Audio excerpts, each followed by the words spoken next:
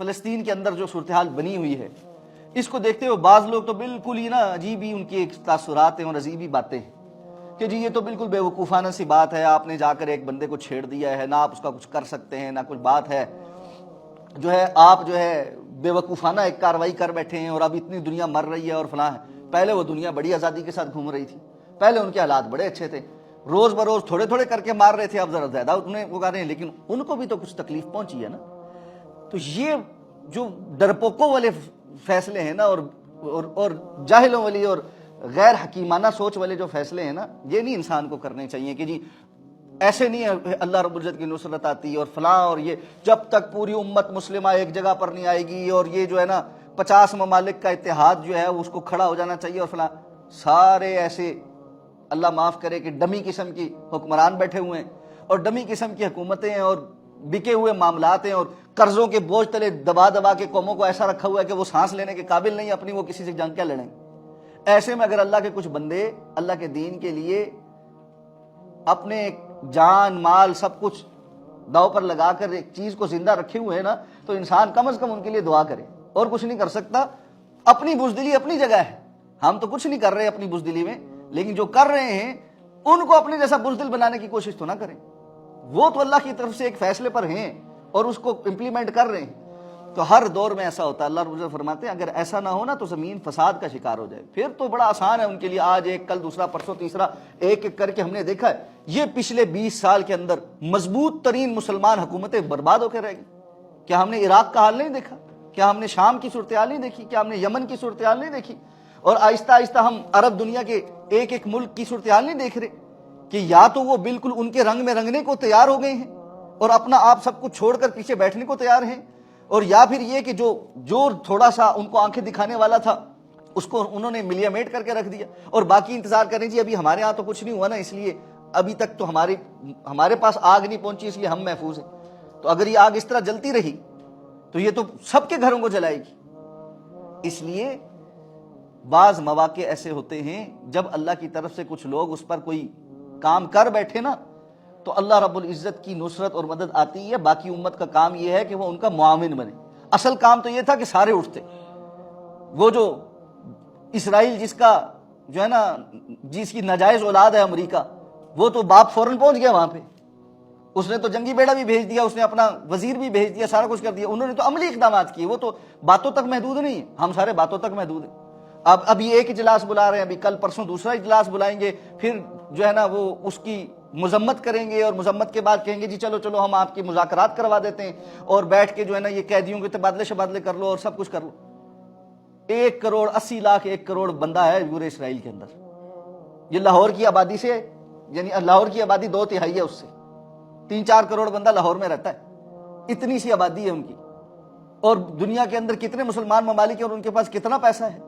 اور کیسی کیسی فوجی ہیں اور ٹیکنالوجی ہمارے پاس کتنی ہے، یعنی فوجی۔ یہ 2-4 اگر کوئی اخلاص والے بندے آپس میں اکٹھے ہوتے تو 4 دن کا کام ہے سارا ان کو ملیا میٹ کرنا، لیکن مسئلہ کا ہے۔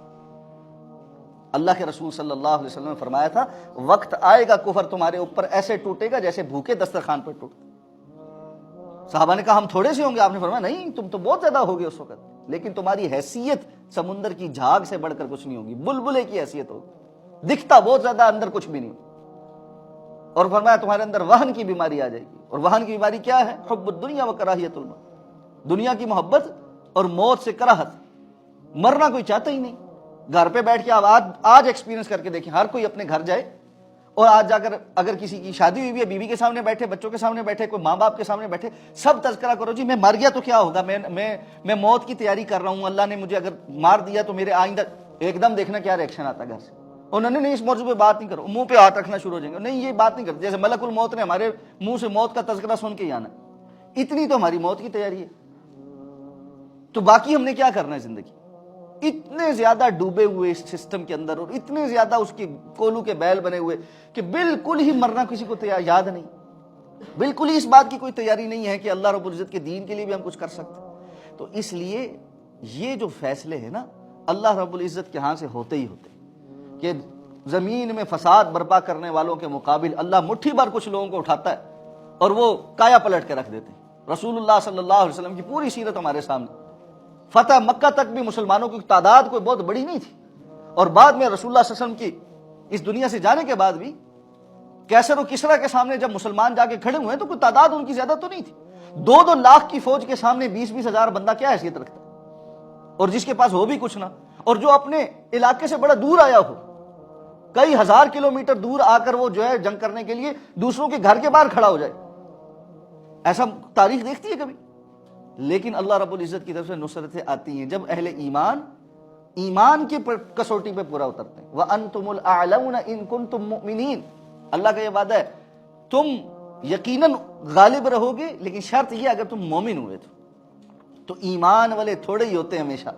اور ان کی اللہ رب العزت پھر نصرت اور مدد فرماتے ہیں۔ ہاں بسا اوقات ایسا ہو سکتا ہے کہ فوری طور پہ نہ ہو، بسا اوقات ایسا ہو سکتا ہے کہ اس کا نتیجہ تھوڑا لیٹ نکلے، بسا اوقات ایسا ہو سکتا ہے کہ کسی وقتی کاروائی کے نتیجے میں حالات زیادہ خراب بھی ہو جائیں۔ صحابہ کرام کے ساتھ بھی ایسا ہوا ہے بہت مرتبہ۔ خالد بن ولید رضی اللہ تعالیٰ عنہ کتنی مرتبہ لشکر کو جو ہے وہ رومیوں کے قبضے سے نکال کر لے کر آتے تھے، پیچھے ہو جاتے تھے، تھوڑا پسپا ہو جاتے تھے، لیکن یہ تو نہیں تھا کہ گھر بیٹھ کے بالکل ہی باتیں کرنا شروع ہو جائیں۔ تو حکمتیں ہوتی ہیں، بتدریج بھی کام ہوتے ہیں۔ کبھی کسی وقت کسی حملے کا نتیجہ فوری نصرت اور فتح نہیں ہوتی، لیکن آہستہ آہستہ چل کر نصرت اور فتح آ جاتی۔ صلح حدیبیہ کی شرائط بھی بسا اوقات ماننی پڑ جاتی، لیکن اس کے تناظر میں جو کچھ نظر آ رہا ہوتا ہے وہ بڑا اہم ہوتا ہے کہ ہم کیا حاصل کر رہے ہیں، اور اس پر ہم محنت کریں گے تو ہمیں کیا حاصل ہو جائے گا۔ تو اس لیے جو ہے نا، یہ جو ہم نتیجے پر بڑی جلدی چھلانگ مارتے ہیں، ہم چاہتے ہیں کہ جی آج ہی کوئی رزلٹ نکلا ہے ایک دم سے، ایسا نہیں ہوتا۔ ایک چیز ذہن میں رکھیں، تاریخ جو ہے نا اس کا ورقہ بڑی تیزی کے ساتھ پلٹ جاتا ہے۔ تاریخ کا جو ورق جب پلٹتا ہے تو ہم آج اگر تاریخ پڑھنا شروع کرتے ہیں تو 400 500 1000 سال کی تاریخ 2-3 صفحوں میں ایسے پڑھ کے صفحہ پلٹ نہیں دیتے۔ مغل آئے، انہوں نے یہ کیا، یہ اتنے لوگ تھے، مغل بادشاہ اتنے تھے، فلاں تھا، یہ اس دور میں شروع ہوئے، اس دور میں ختم ہوئے، ایسے شروع ہوئے تھے، ایسے ختم ہوئے تھے، یہ کچھ انہوں نے بنایا۔ 4 سے 5 صفحے میں خلاصہ ہو سکتا ہے اس بات کا، 1000 سال کی تاریخ۔ اب بندہ دیکھے کہ جی 1000 سال ایسے گزرے، ہماری تو زندگی تھوڑی سی ہے۔ تو ہوتا یہ ہے کہ ہم سب جلد باز ہیں، ہم ہر چیز کا نتیجہ فوری طور پر دیکھنے کے چکر میں نا اسی کے اوپر محاکمہ کرنا شروع ہو جاتا ہے، جبکہ اللہ رب العزت نے ہر دور میں اہل ایمان سے کسی خاص چیز کا مطالبہ کیا ہوتا ہے۔ جس دور میں ہمیں یہ جو فتنے کا دور ہے، جو آزمائش کا دور ہے، جس کو آپ یہ کہیں کہ ایک طرح سے انحطاط کا دور بھی ہے، جب مسلمان امت کمزور ہے، اس دور کے فتنے کے دور کی احادیث بھی تو موجود ہیں۔ کچھ لوگ ہیں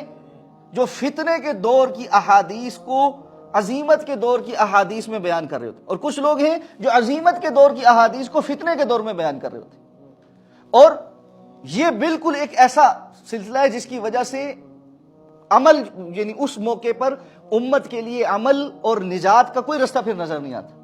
آج فتنے کے دور میں اگر آپ صحابہ کے عظیمت کے دور کی باتیں اور عظیمت کے دور کے جو باتیں اللہ کے رسول صلی اللہ علیہ وسلم نے بیان کی تھی ان کو بیان کرنا شروع کریں تو پھر تو مجھے اور آپ میں سے کسی کی نجات نظر ہی نہیں آتی، ہم سب جو ہے نا فارغ۔ جبکہ دوسری طرف اللہ کے رسول صلی اللہ علیہ وسلم فتنے کے دور میں یہ بیان فرما رہے ہیں کہ صحابہ تم میں سے اگر کوئی 90% دین پر عمل کرے اور 10% دین کو چھوڑ دے تب بھی نجات نہیں ہوگی۔ ایک وقت آئے گا لوگ دین کے 10% پر عمل کریں گے اور 90% کو چھوڑیں گے، اس کے باوجود ان کی نجات ہو جائے گی۔ تو یہ وہ دور ہے جو فتنے کا دور ہے۔ اس دور میں اللہ کے رسول صلی اللہ علیہ وسلم نے ہمیں یہ کہا ہے کہ کم سے کم اپنے آپ کو فتنوں میں انوالو کریں، داخلی انتشارات کو ختم کرنے کی کوشش کریں۔ امت کی بری حالت اس لیے بنی ہوئی ہے کہ امت کا ہر بندہ 1.5 اینٹ کی مسجد بنا کے ایک نئے اختلاف اور ایک نئے افتراق کو جنم دیے ہوئے ہے۔ ہر کوئی ایک دوسرے کو سے لڑ رہا ہے، ہر کوئی ایک دوسرے کو برا بھلا کہہ رہا ہے۔ جو کفر کے مقابل کھڑا ہے اس کے ساتھ بھی ہمارے 4 قسم کے اختلاف ہیں، تو اس وجہ سے ہم کہتے ہیں یہ تو کر ہی سیکھ نہیں رہا۔ یعنی اس وقت میں نے بعض لوگوں کی ایسی تحریریں بھی پڑھی ہیں جن کو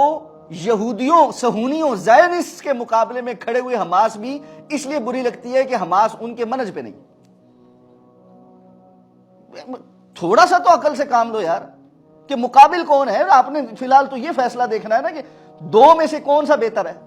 کیا اللہ کے رسول صلی اللہ علیہ وسلم کی وہ حدیث ہمیں نہیں پتہ چلتی کہ اللہ کے رسول صلی اللہ علیہ وسلم کے سامنے جو 2 مشکل باتیں آتی تھی تو اس میں سے جو آسان ہوتی تھی آپ اس کو اختیار کر لیتے تھے۔ تو یہی معاملہ لوگوں میں بھی، یہی معاملہ ملکوں میں بھی۔ ایک طرف صہیونی ہیں جن کے متعلق اللہ فرماتے ہیں کہ وہ لعنتی ہیں، مغضوب ہیں، اللہ رب العزت کا